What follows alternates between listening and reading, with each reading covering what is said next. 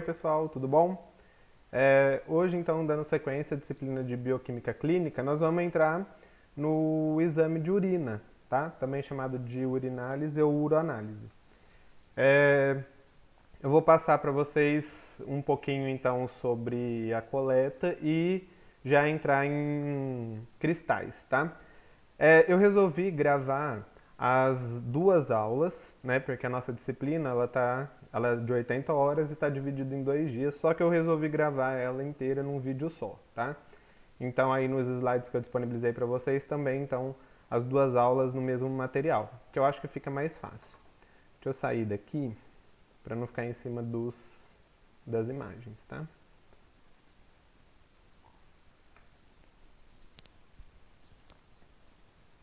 Então,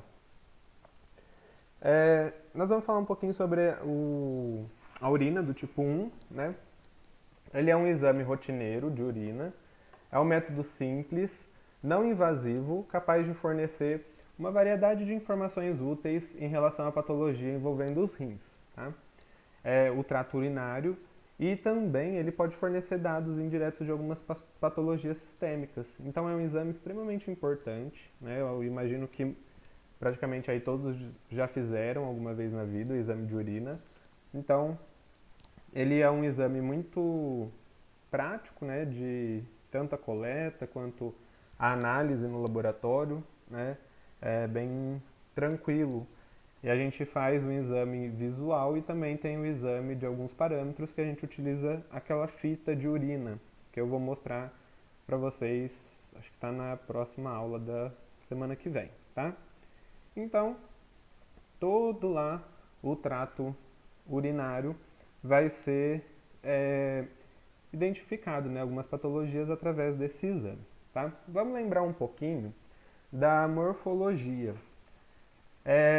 Aqui os nomes saíram meio apagados, mas eu quero que vocês relembrem, né, a morfologia da filtração glomerular, de como que funciona lá dentro dos rins, porque lá na próxima aula nós vamos falar sobre alguns parâmetros que a gente encontra no exame de urina que tem a ver com a filtração glomerular, tá? Então nós temos o glomérulo renal, certo?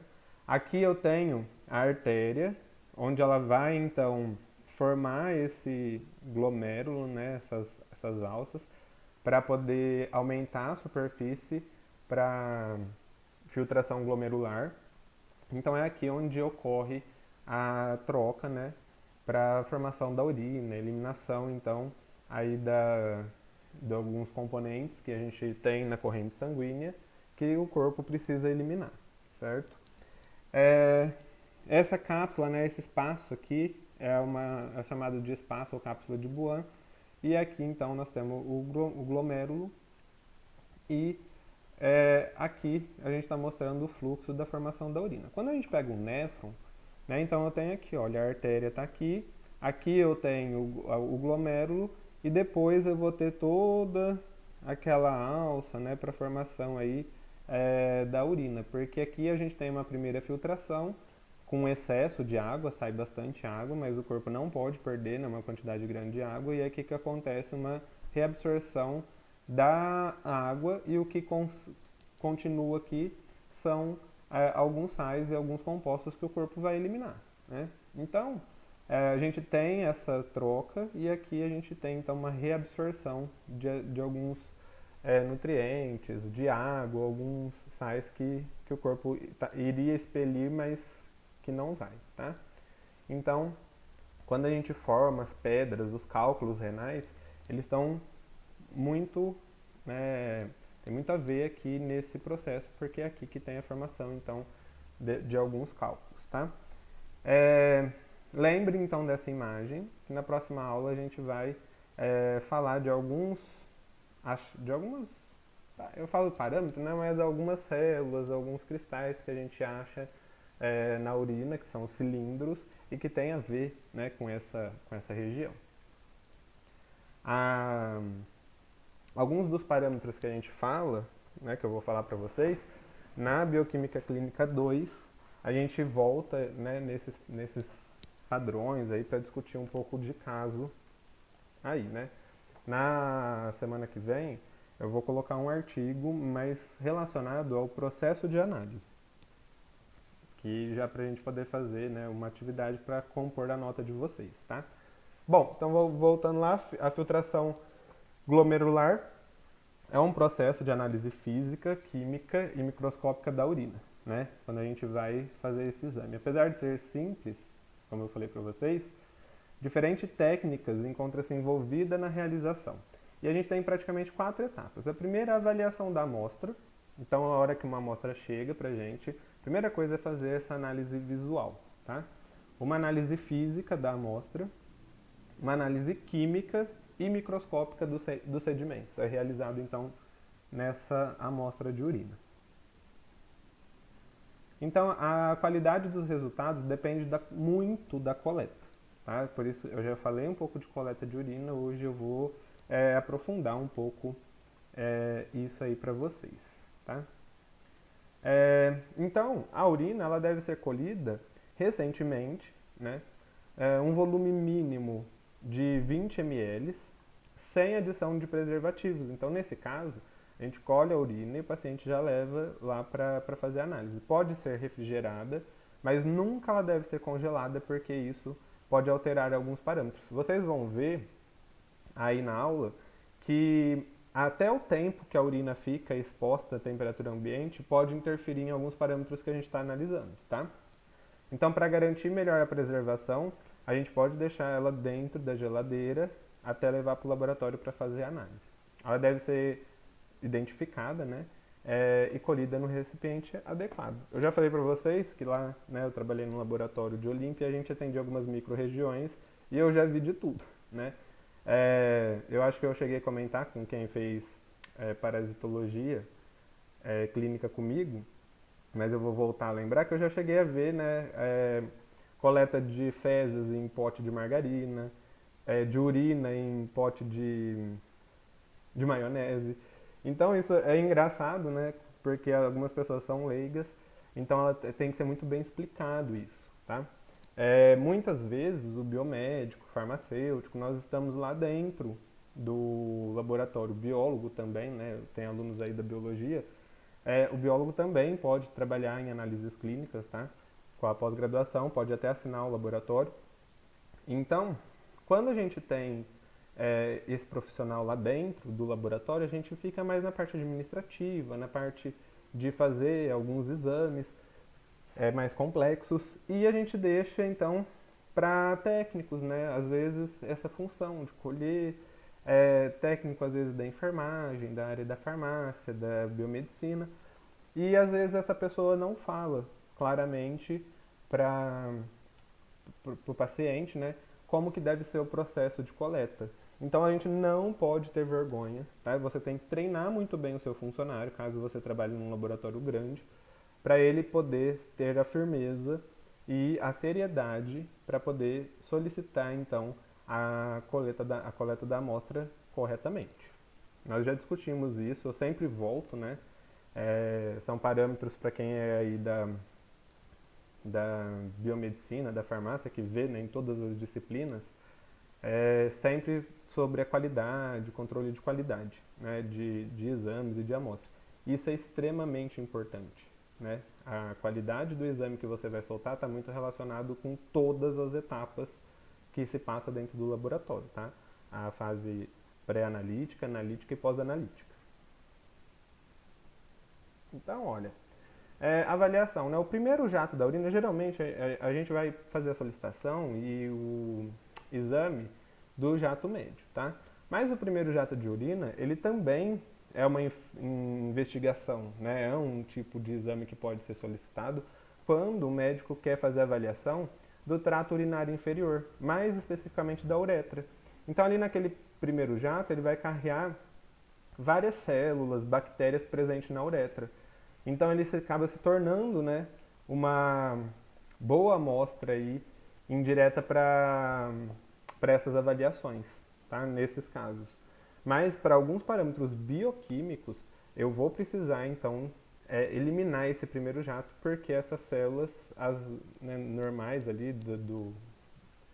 que compõe a uretra, que sai na urina, pode atrapalhar o exame, tá?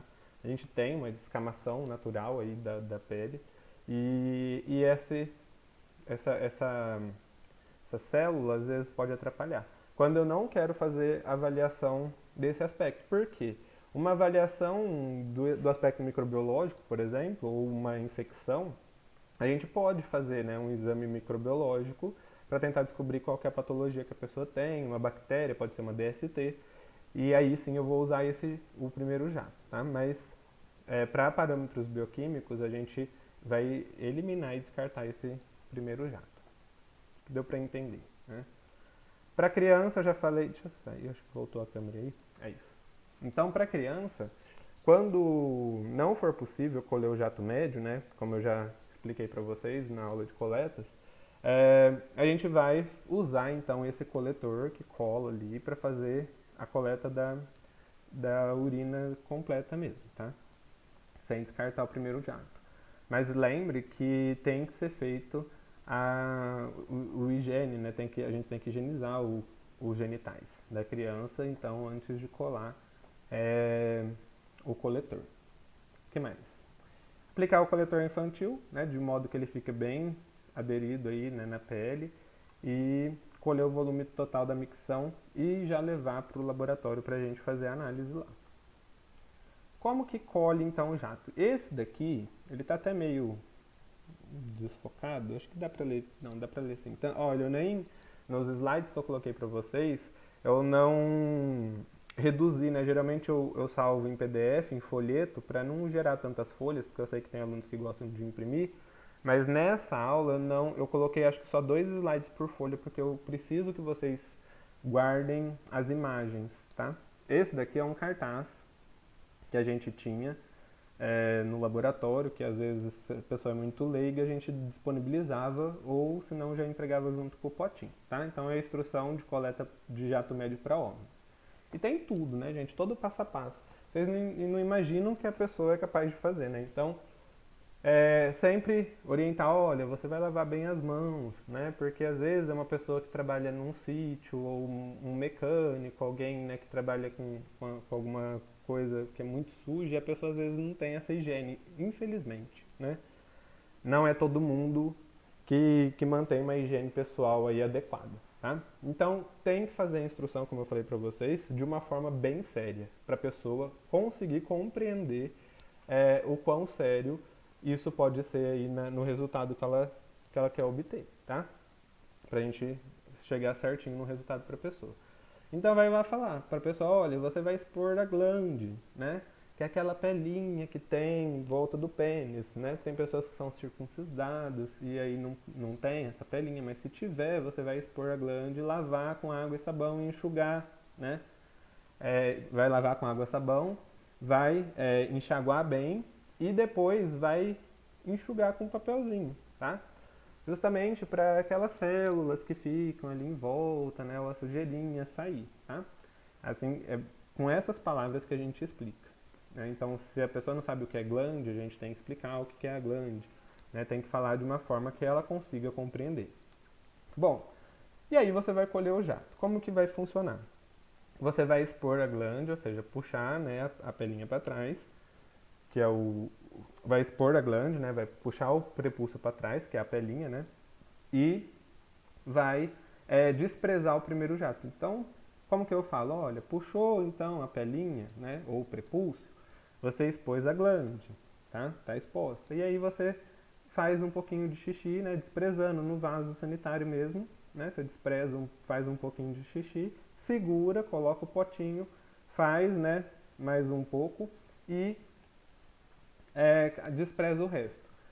Tem gente, tá? Aqui nesse panfleto tá dizendo que é para você colocar o potinho sem interromper a micção, para não dar o problema do jato sair forte novamente e arrastar algumas células.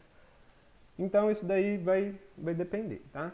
Você pode, sim, né? Eu não vi tanta diferença em você falar para o seu paciente, né? Dar uma seguradinha e colocar no potinho até dar 20 ml. Lá no laboratório a gente foi instruído a falar desse jeito, apesar de no papel estar falando para você sem interromper a micção, tá? Isso vai depender de lugar para lugar. Geralmente, quando a pessoa é muito simples, o que a gente fazia? A gente já dava o coletor universal e com uma marquinha, né? Fazer uma marquinha com uma caneta por fora, até onde ela tinha que colocar. Né? Porque senão tem gente que enche o potinho até transbordar, tampa ele fica tudo sujo aqui por fora e leva pra gente desse jeito. Vocês não têm ideia o que acontece num laboratório. Tem alunos aí, né, que eu sei que trabalham no laboratório, deve ter passado por coisas semelhantes, né? Isso ainda é o da urina. E aí você despreza o resto no vaso, né? Porque aquela quantidade já é o suficiente pra gente. Então, 50 ml ou 20 ml já é o suficiente para fazer o exame de urina, né? E falar que tem que evitar tocar no frasco e tudo mais.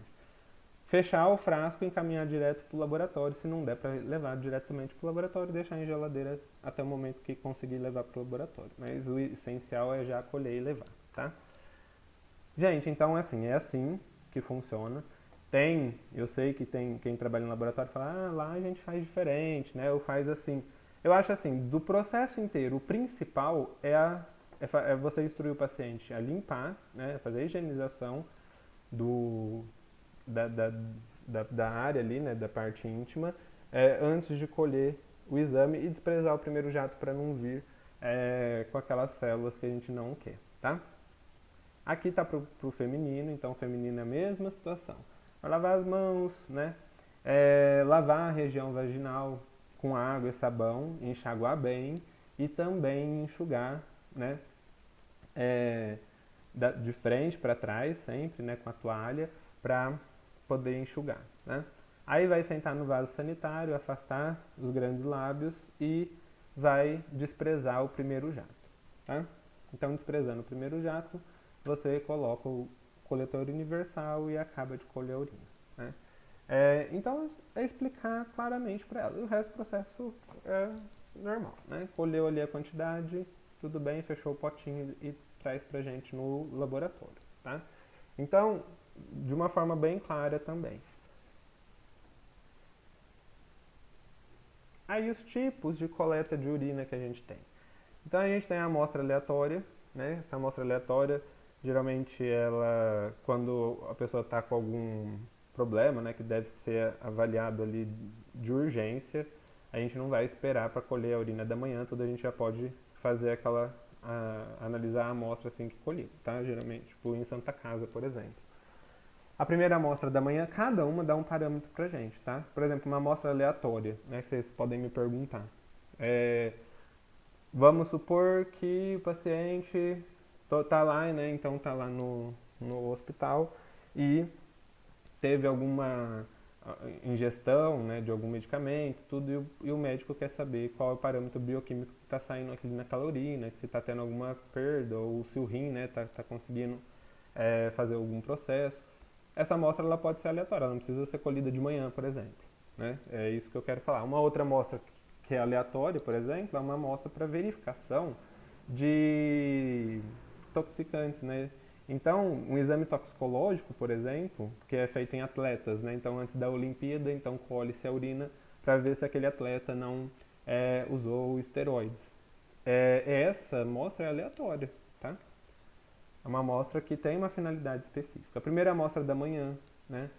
Que é uma das mais solicitadas, vai fazer toda a avaliação aí do processo de filtração glomerular noturno. Amostra em jejum, né? Amostra pós-prandial, então, né, após a pessoa se alimentar, para ver alguns parâmetros aí de glicemia e tudo mais. Amostra por catéter, né, tem isso, aspiração suprapúbica ou suprapúbica. Então são aqueles que geralmente esse daqui a gente pega no hospital, né, o médico vai fazer a aspiração ali, né, a equipe de enfermagem, e de catéter também, né, já chega pra gente pronto. Pelo menos lá no laboratório que eu trabalhei era assim, né. Amostra de 24 horas, de 12 horas, pediátrica, e a gente tem, tá? Vários tipos aí de parâmetros que a gente vai realizar. A maior parte dos bioquímicos, a forma de se analisar é a mesma, tá? O que vai mudar aí vai ser, então, a amostra, o horário da coleta de amostra, ou qual é a amostra que a gente está trabalhando, que aí vai dar um parâmetro para o médico para ele juntar com os outros sintomas que o paciente tem para determinar o quadro clínico dele. Alterações em amostras não conservadas. Então, se a gente não conservar a amostra corretamente, pode aumentar o número de bactérias, o pH, né? Diminuir a quantidade de glicose, diminuir corpos cetônicos, urobilinogênio, bilirrubina também, né, diminuído, aumenta nitrito, lise, né, das células, turvação, né, a urina fica mais turva, e a cor, tá? E, e aí isso daí pode complicar. Eu acho que eu tenho um slide depois que eu falo sobre algumas alterações que podem acontecer. Pessoal, como eu falei, né, eu vou continuar tudo aí no mesmo vídeo, tá? Então, olha as alterações que a gente tem nessas amostras de urina. Olha só que legal, né? Aqui está explicando essas alterações que está naquele slide aqui, tá? Então, ó, após 2 horas em temperatura ambiente, o que, que acontece? pH, por que, que aumenta? Né? Porque tem produção de amônia a partir da ureia, né, por bactérias contaminantes. Lembra, eu sempre falo isso, tá? Mesmo que nós, né, estamos trabalhando com uma amostra própria, né, essa amostra ela sofre contaminação por bactérias que a gente tem aí, né, no próprio pote de coleta, né, na hora de colher a urina, ou fungos, né, esporos, por exemplo, que a gente tem, né, de fungos e bactérias que caem ali naquela amostra, tá? Então, eu falo isso até quando eu dou aula de hematologia clínica, eu falo, gente, mesmo que o nosso próprio sangue, a partir do momento que ele saiu do corpo, a gente tem que considerar como uma amostra contaminante, porque vai passando as horas e essa amostra vai ficando contaminada, tá? Então a gente tem que sempre tomar cuidado, claro. Então, vamos lá. pH deu para entender, né? Glicose, diminuição. Por que que diminui? Porque ocorre a glicólise por ação de bactérias também. Então, se tem glicose naquela urina e a gente deixa muito tempo, ou a pessoa deixa muito tempo antes de levar para o laboratório, essa glicose ela vai quebrando, a bactéria vai utilizando essa glicose, né, para poder fazer a atividade sintética dela. E isso daí também então leva a uma divergência, né, no que seria o resultado real daquele que a gente vai emitir para o paciente. Então não pode. Nitrito, presente ou ausente, né? Tem produção de nitrito por bactérias contaminantes ou também a degradação, né, de nitrogênio seguida de evaporação. Então isso daqui pode causar ou aumenta ou ela está ausente, tá? Corpos cetônicos, diminuição, então conservação do ácido cetoacético, ele vai evaporar, né, a acetona. E aí, esses corpos cetônicos, eles são muito interessantes para parâmetros que a gente tem, né, aí na urina, na condição metabólica da pessoa. Então, a gente não pode perdê-los, tá? Não, essa diminuição, né, não deve ocorrer. Por isso que a gente tem que instruir bem o paciente, né, para ele colher, já levar lá ou deixar na geladeira para não acontecer isso que a gente está falando. Bilirrubina, diminuição também, oxidação, né, pela exposição à luz, e aqui também o urobilinogênio. Hemácias e leucócitos, pode ocorrer a lise, então a gente não observa, né, tem uma diminuição, mas na verdade essa diminuição é porque aquela célula rompeu, tá? Assim como se a gente congelar a urina, pode acontecer a lise dessas células também. Então, não se deve nunca congelar, tá? A amostra de urina. E cilindros, né? Pode ser a diminuição desses cilindros pela sua dissolução. Os cilindros, eles vão dar parâmetros muito interessantes do processo de eliminação de sais, por exemplo, do nosso corpo. E ele pode se dissolver na urina e a gente acaba não vendo. O exame que a gente vai realizar, né? Então, a primeira coisa que a gente vai ver é a cor, tá? Então, chegou lá, a gente tem a cor da urina, o primeiro parâmetro que você vai avaliar. Então, se é amarelo claro, escuro, pálido ou outros. Aqui, pessoal, a nomenclatura utilizada para coloração da urina, eu já vi também algumas às vezes divergência no nome, não tem problema, tá? Desde que seja claro, né, pálido, muito escuro, ou outra, por exemplo, a gente pode ter sangue na urina, né? E aí a urina ela sai avermelhada, tá? Por causa das hemácias que estão ali e a presença, então, de hemoglobina, tá? Então, não tem problema, né? Eu sei que tem pessoas que trabalham em laboratório e que aí às vezes falam, né? Ah, lá onde eu trabalho a gente usa uma outra palavra, né, para designar isso, não tem problema nenhum, tá? O parâmetro ele é o mesmo, né? A ideia é a mesma e a gente sempre solta, né, o que significa. O aspecto ser límpido, né? Então ela é límpida, né? Ela está transparente, por exemplo, uma pessoa que ingeriu bastante água, né? Antes de dormir, por exemplo, uma primeira urina da manhã, e aí ela não está, né, fazendo uso de nenhum medicamento, essa urina sai bem límpida, né?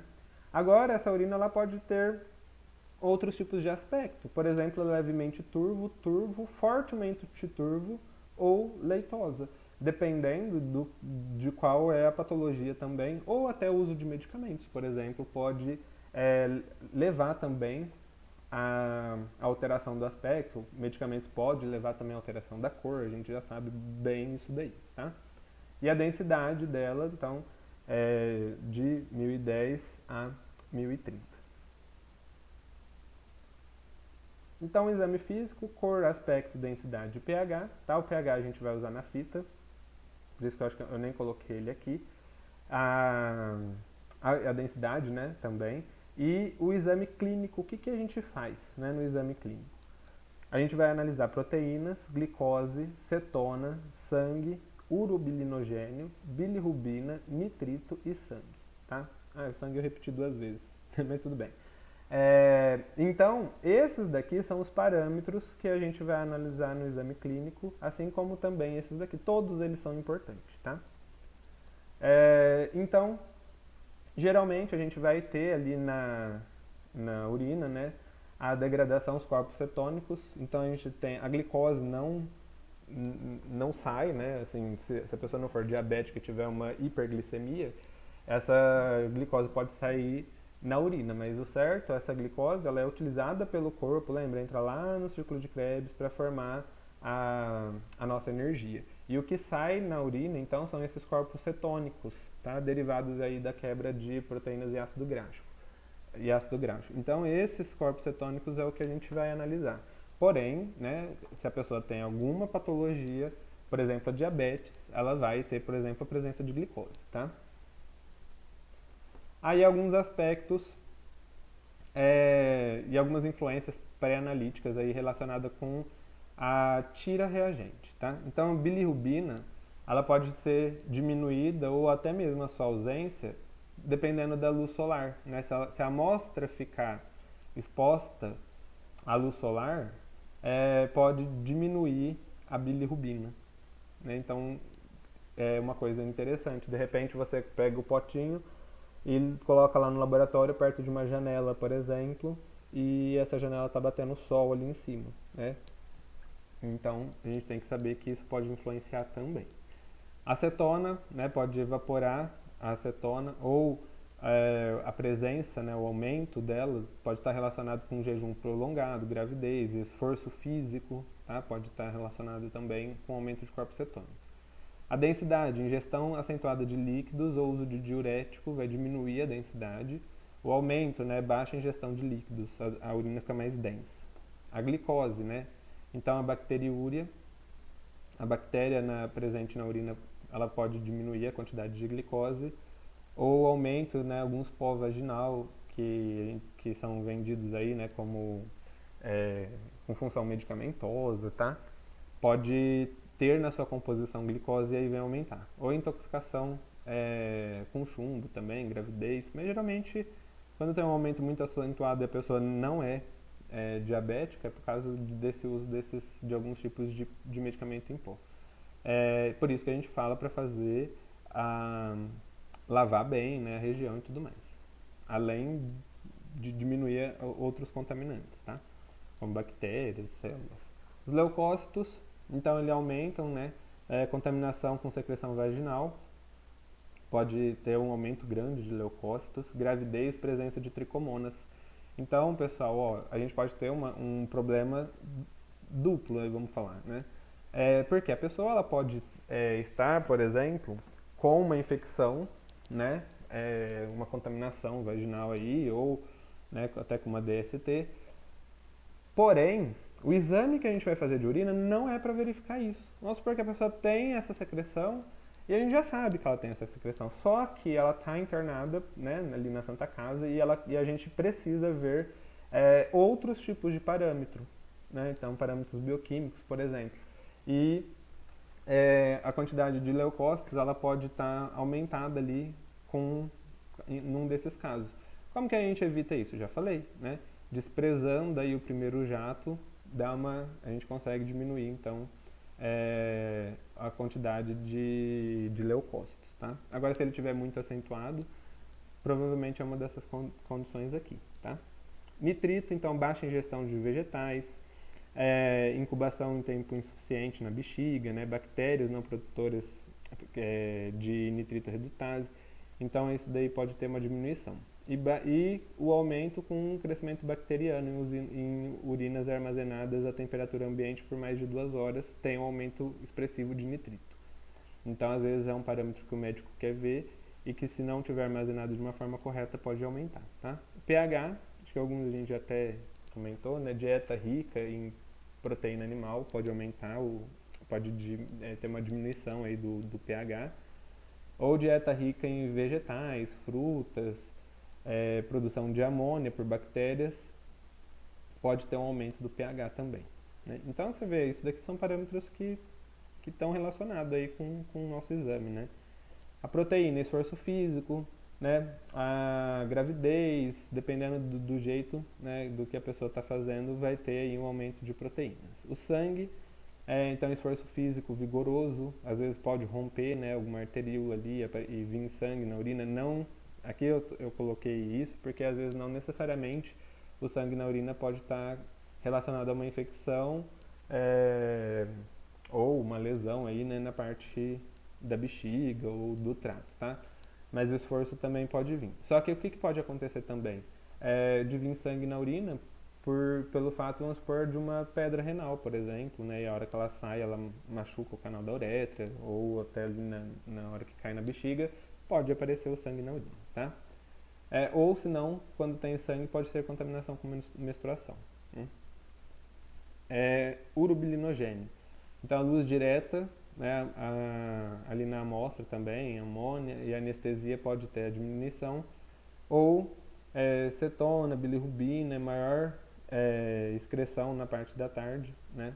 A gente tem então esse aumento do urobilinogênio. Todos esses padrões que eu estou falando para vocês, nós vamos ver um por um, né, na próxima aula. Acho que está na próxima aula, da semana que vem. Que são aqueles que a gente faz com a tira reagente, e aí é bem legal, assim. É um exame muito fácil de se realizar, tá? Os exames microscópicos, então vamos para eles primeiro. Então, a gente tem células epiteliais, leucócitos, hemácias, cilindro, muco, cristais, levedura, bactérias e outros, tá? Eu vou mostrar algumas imagens eu vou mostrar nessas imagens que a gente acha aí, né? E quando a gente voltar para o presencial, nós vamos fazer a análise. Então, como a gente tem a disciplina de Bioquímica Clínica 2, a gente pode fazer toda essa análise, né, de urina aí na disciplina de Bioquímica Clínica 2, tá? No semestre que vem. Então, quando a gente voltar ao presencial, né? E se caso voltarmos antes, a gente realiza o exame no laboratório. É um exame extremamente simples, extremamente rápido, porque a gente vê alguns, né, cristais e faz o exame da fita, né, para fazer a interpretação aí do exame de urina. É muito rápido, na verdade. É um exame extremamente simples. A avaliação é feita na câmera de Neubauer. Então a gente sempre vai respeitar, né, fazer a contagem dos quadrantes e faz a contagem das células nos quadrantes, fazendo a multiplicação dependendo da câmera que a gente tem. Então, células epiteliais, leucócitos e hemácias, a gente faz a contagem nesses quadrantes, e cilindros a gente faz nos 5 quadrantes, faz vezes 110, tá? E aqui, dependendo... Isso daqui, gente, é um exemplo, né? Tem câmera de Neubauer que tem outras padronizações, tá?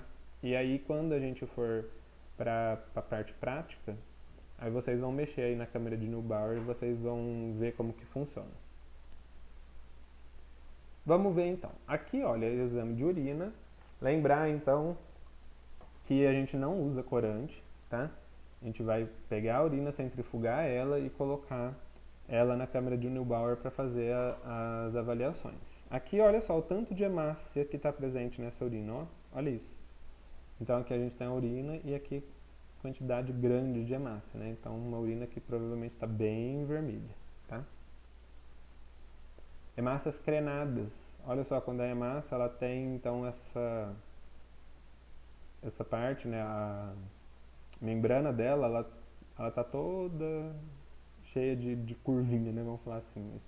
Esse aspecto que não é uma hemácia normal, né, lisinha assim, a gente chama de hemácias crenadas, tá? Hemácias não glomerulares, né? Então elas ficam assim dispersas. Porque a hemácia glomerular nós vamos ver depois, né? Acho que na próxima aula que vocês vão ver que ela forma um cilindro, tá? Leucócitos, olha só a presença então de leucócitos, olha aqui, né? Bem nítido aí, a gente consegue observar a presença de leucócitos também. Células epiteliais e leucócitos, isso daqui é um erro de coleta. Isso daqui sim, ó. Né? A gente pode ver que veio, né, algumas células epiteliais, elas vêm, né? Mas aqui dá pra gente observar e até fazer uma contagem de leucócitos. Aqui eu não consigo ver. Olha só o tanto de células, essas células grandes aqui, ó, que vocês estão vendo, com o núcleo bem pequenininho, essas células, eu vou até desenhar uma delas para vocês entenderem o que eu estou falando. Ó. Essa caneta aqui é meio estranha, mas ela vai dar certo. Ó, aqui eu tenho uma célula e aqui eu tenho o núcleo dela. Ó. Pronto. Então, olha, essa célula aqui eu tenho outra célula, né? Essa célula aí, ela é uma célula epitelial, tá? Então, olha só o tanto de célula que a gente tem epitelial, né? A gente tem leucócitos aqui no meio, né? Então a gente consegue observar algumas células leucocitárias, não dá para ver direito porque isso como é um erro de coleta, né? Esses leucócitos ficam encobertos aí pela célula epitelial. Essa célula epitelial é normal, tá? A coleta de sair nessas células epiteliais, né? Se não eliminar o primeiro jato, vem mesmo essas células epiteliais, tá? Por isso que a gente elimina o primeiro jato e faz toda a limpeza. Porque os leucócitos não. Os leucócitos, eles presentes na urina, eles podem representar uma infecção, tá? Leucócitos e células epiteliais de novo, né? Aqui um pouco mais longe, olha só. Aqui a célula epitelial está tão dispersa aqui que não dá nem para ver, né? Certo qual que é uma célula, qual que é outra. Aqui também está num menor aumento. Aqui já é uma coleta normal, tá? Então a gente tem aqui então leucócitos, hemácias e até algumas células epiteliais. Então vamos lá. Aqui, olha, um leucócito, tá? Olha o núcleo dele, que bonito aqui, ó. Aqui uma hemácia, né? Aqui eu tenho outra hemácia, né? Aqui eu tenho outra. Mas eu estou mostrando aqui, circulando um de cada para vocês verem, tá? E aqui a célula epitelial, ó. Tá? Que eu tenho outra, que saiu ali junto, tá? Tudo bem, esse exame aqui, esse tipo de coleta tá certo, veio algumas células que vem mesmo, mas aqui eu consigo observar, né? Se eu levar para a câmera de Neubauer, eu consigo fazer até contagem, né? Da quantidade que tem de hemácias e leucócitos nessa urina. Então aqui uma infecção, né? Provavelmente. Células epiteliais, as células epiteliais elas podem sair assim também, tá? Depende, elas mudam a quantidade bastante, aí também se é homem, mulher, né? Tem bastante gente que me pergunta, espermatozoide, né? Dá pra ver? Gente, é assim, se a pessoa tiver acabado de ejacular, né? Não tiver feito o procedimento correto, dá pra ver sim, né? Mas é muito difícil. Eu, particularmente, nos anos que eu fiquei lá no Bioclean eu nunca vi um espermatozoide numa urina, assim, né? Que eu bati o olho e falei assim, olha, o espermatozoide está aqui, tá? Mas a gente tem casos aí, né? Que o pessoal conta que já viu, né? Isso é comum, tá? Mas como lá a gente era bem padronizado o exame e a coleta, então geralmente as amostras chegavam 100% pra gente, né? Ainda mais que lá, nesse laboratório que eu sempre conto pra vocês, ele faz, né, a Santa Casa, então os exames da Santa Casa eram feitos lá na época que eu trabalhei lá. Então é sempre muito bem padronizado, né? Então acho que esse foi um dos motivos que eu também nunca encontrei nenhum espermatozoide, tá, na urina, porque os pacientes eram muito bem informados. Aqui, continuando, né, células epiteliais, também presente ali na urina, olha aqui. Eu mostro bastante imagem, né, para vocês terem uma ideia de do que é, né, de como analisar isso depois no presencial, tá? Olha aqui, olha, células epiteliais do túbulo renal, olha como elas saem, tá? Que eu tenho hemácias também, ó. E aí a gente vem para os cristais, tá? Os cristais, eles estão presentes na urina, eles têm, dependendo da situação, pode ter um aumento. Então, por exemplo, a ingestão de refrigerante, o consumo de medicamentos, né? Pode aumentar a quantidade de sais na urina, até a alimentação também, tá? Então, o que acontece? A gente tem esses cristais, eles têm uma padronização, tá? E depois eu vou pegar um quadrinho que eu tenho, né? Com todos os cristais eu envio para vocês, tá? Na próxima aula, hora que a gente aprender tudo, eu mando um quadro de resumo com a morfologia de cada cristal, tá? Então aqui a gente tem o cristais de fosfato triplo, né? Que é esse daqui. Ele tem essa carinha aqui, tá? Cristais de fosfato de cálcio, olha como ele já é diferente, compridinho, né? Então é bem legal, né? A gente consegue observar os cristais na urina certinho. Cristais de ácido úrico, né? Então eles têm essa morfologia. Esse quadrinho que depois eu vou mandar para vocês tem a morfologia deles bonitinho também, um por um, tá? Até que às vezes tem uns que não dá para ver direito. Cristais de cistina e fosfato triplo também, olha aqui, ó, né? Então aqui, olha, 6 lados tem esse cristal, né? É impressionante. A primeira vez que eu vi um cristal na urina, na faculdade, eu fiquei impressionado com a morfologia do cristal, como ele é lindo, né? Assim, a formação dele é muito bonitinha. Quando ele sai na urina, tá bem ali, né? O ruim é quando esse cristal, ele se acumula, né? Ali pela ingestão e pela não eliminação certa, que é onde vai formando os cálculos, né?